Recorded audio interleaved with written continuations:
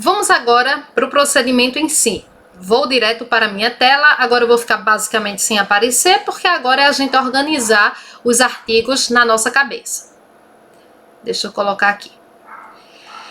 Após a distribuição, algumas regras importantes. Após a distribuição do pedido de homologação, os credores não podem mais desistir da adesão ao plano, salvo se houver expressa anuência dos demais signatários. Gente, para você que vai fazer OAB, né, em um dia todo mundo vai fazer OAB, essa é uma das perguntas mais feitas. Depois que se der a entrada na petição inicial e que aquela petição inicial ela for distribuída, ninguém mais pode desistir. Ah, eu assinei, mas agora eu não quero mais. A não ser que todo mundo junto desista.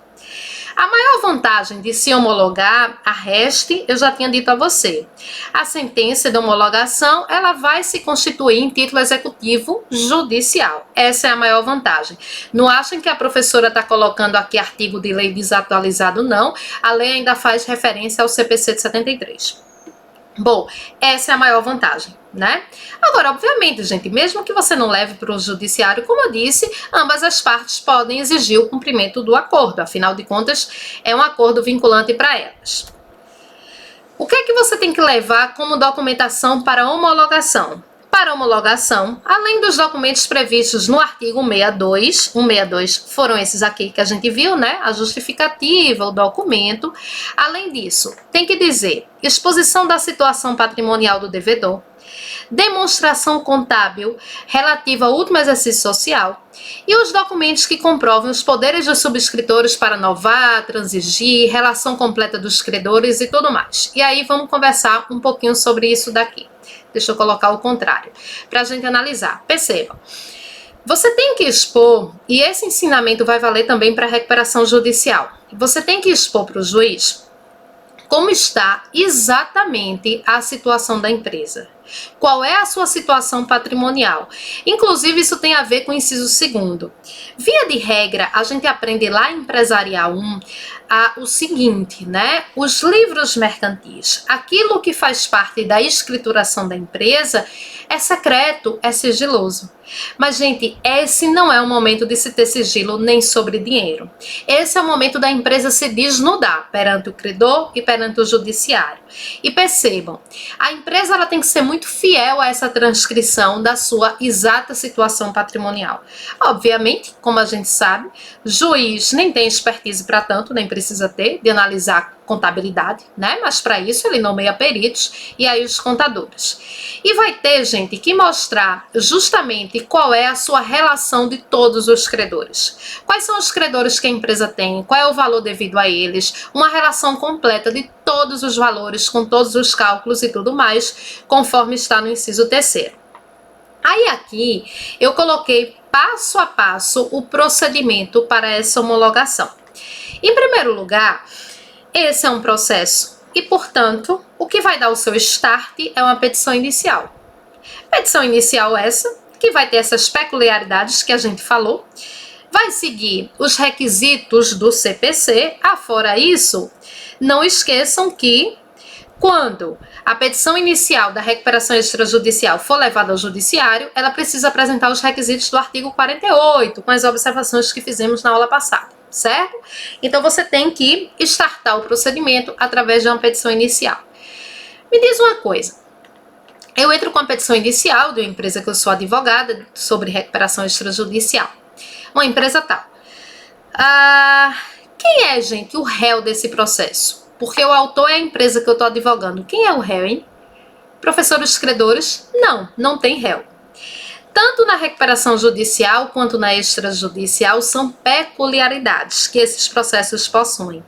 Acho que, pelo que eu me lembro, na órbita toda brasileira, são os únicos processos onde a gente não tem. Obviamente, a gente tem os processos de jurisdição voluntária, mas a gente não tem réu. Tá certo? Eu quero que minha empresa se recupere. Eu não quero nada contra ninguém, não. Então, não existe réu. Como não existe réu, nem na judicial, nem na extrajudicial, não existe contestação e não existe réplica. Porém, existe um modo que os credores, aqueles credores, né, que não estavam querendo aderir ao plano, existe um modo deles se rebelarem, digamos assim, processualmente falando.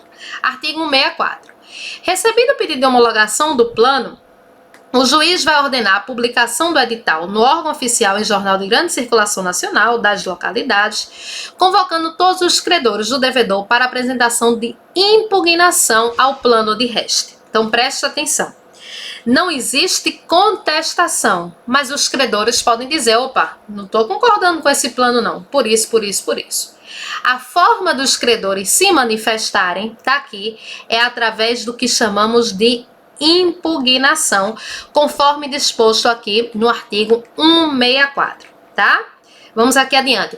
Gente, isso daqui, se vocês quiserem desenhar, vai desenhando um processozinho, quadradinhos, petição inicial, a partir da petição inicial, publicação de edital para impugnação, para que fique visualmente mais fácil na sua cabeça como isso se desenrola. Depois, o que é que pode ser impugnado? O que é que os credores podem não concordar? Aqui nós temos, para opor-se em sua manifestação, a homologação do plano, os credores somente podem alegar o seguinte. Em primeiro lugar, eles têm um prazo de 30 dias para fazer essa impugnação. E eles só podem alegar o seguinte. Inciso 1º, não preenchimento do percentual dos 60% dos mais de 60%. Inciso 2º, prática de qualquer ato previsto no inciso 3º do artigo 94, ou seja, prática de atos falimentares, né, que a gente já falou quais são, e descumprimento de qualquer outra exigência legal. No inciso 3º, a intenção do legislador foi deixar uma previsão mesmo em sentido amplo, sabe, gente? Mas, basicamente, essas são as matérias que os credores podem arguir em sede de impugnação. Dizer que não preencheu o percentual mínimo, praticou atos de falência. Percebam que a prática de atos de falência é sempre uma coisa totalmente repelida pela nossa legislação ou descumprimento de qualquer outra exigência legal. Depois disso, então vai colocando os quadradinhos. Inicial, a impugnação, depois manifestação do devedor.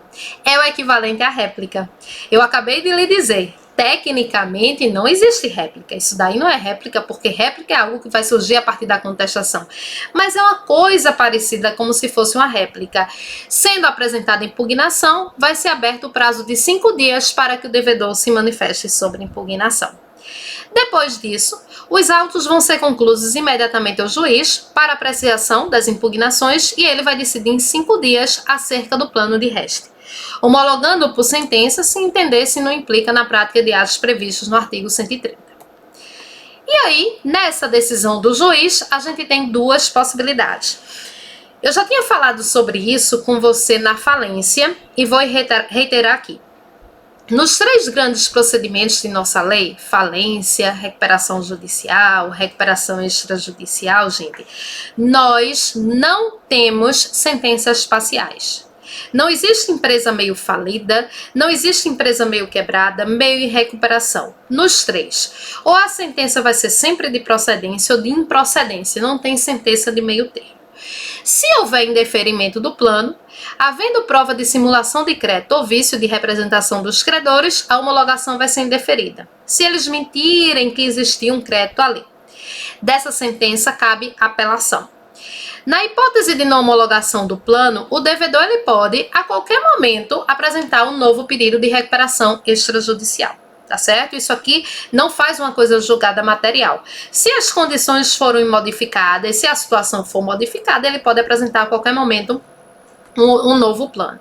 Agora, se deferido o plano de recuperação produz efeitos após a sua homologação. Percebam que aqui na minha numeração eu coloquei ou vai acontecer o 5.1 ou vai acontecer o 5.2. O que a gente espera é o que aconteça o 5.2. Então vejam. Deferido o plano de recuperação extrajudicial, a empresa entra em recuperação extrajudicial e não pode mais descumprir aquele plano. Até porque se ela descumprir, aquilo ali é um título executivo judicial cabendo execução, tá? Gente, existe uma discussão, mas é uma discussão que não está apaziguada. Porém, eu preciso trazê-la para vocês, porque vocês vão vê-la pelos livros afora. Perceba. Quando a gente for ver recuperação judicial, o que é que vai acontecer? Na recuperação judicial, quando o plano ele é indeferido, o juiz decreta a falência.